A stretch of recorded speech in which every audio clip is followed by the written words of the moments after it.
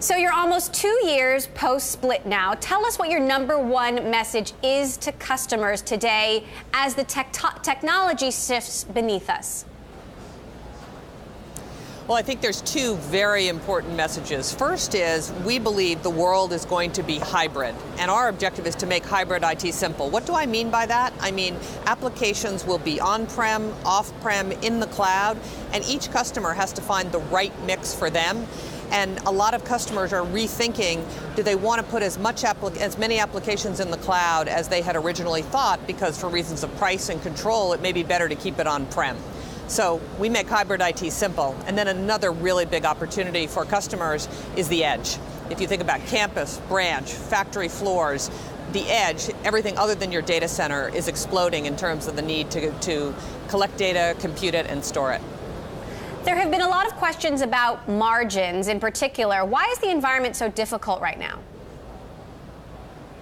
Well, our margin in Enterprise Group, which is the major part of the go-forward company, Hewlett-Packard Enterprise, was down a little bit in Q2. And the reason is we had stranded costs from our divestitures. We had done some acquisitions that will be initially dilutive.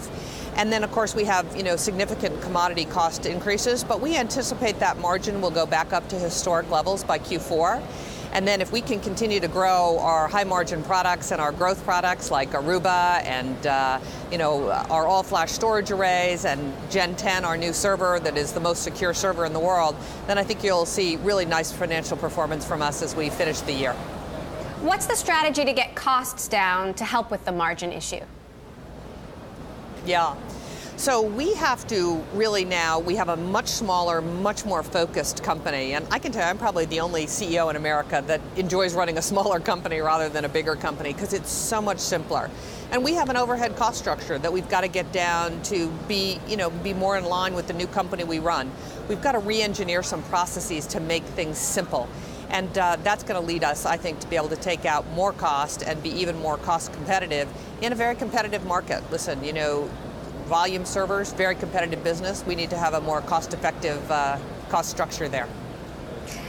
On that note, when we spoke this time last year, you said that Dell was making a big mistake by merging with EMC. That said, HPE stock and growth has been under pressure. Has any of that led you to reconsider whether smaller really is still smarter?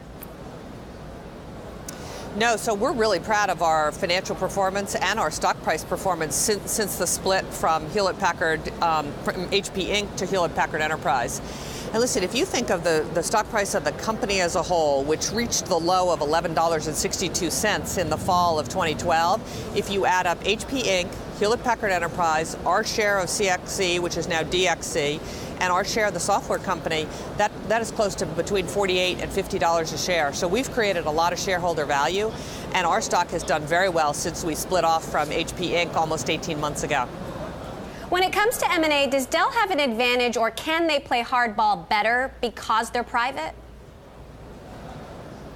Well, listen, there are some advantages to being private, right? But actually Dell, because their debt is publicly traded, we have a window into Dell's financials in much the same way as a public company. They don't get the scrutiny that we do.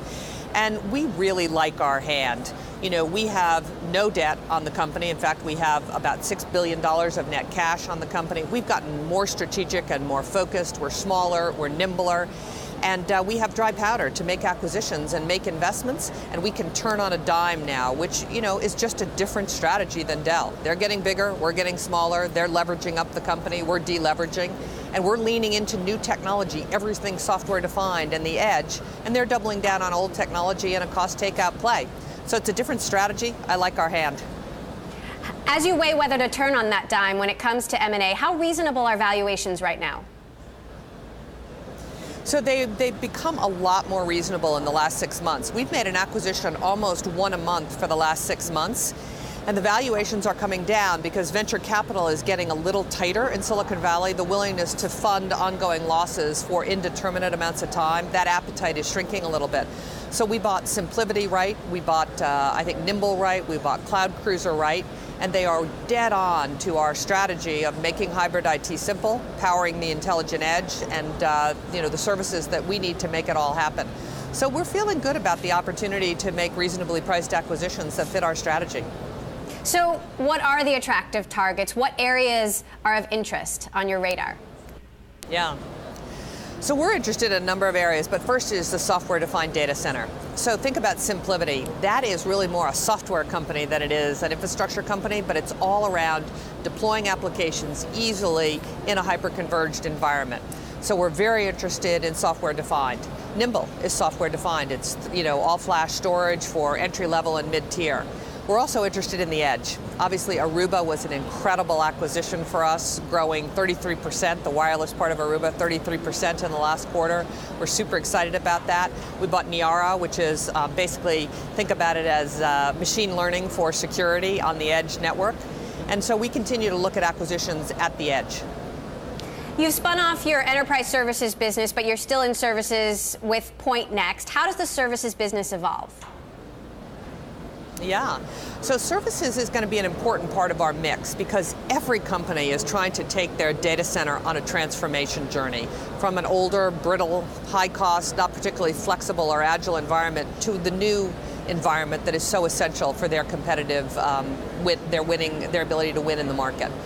And services, people need help on that journey.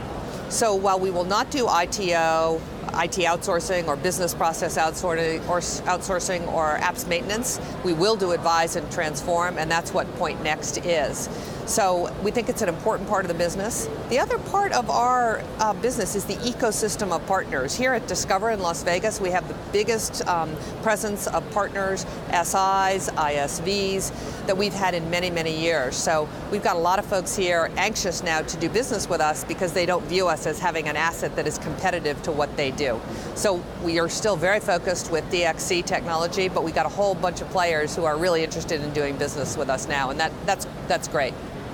Now, Meg, there's always great fascination around what your future holds. How long do you plan to continue running things at HPE?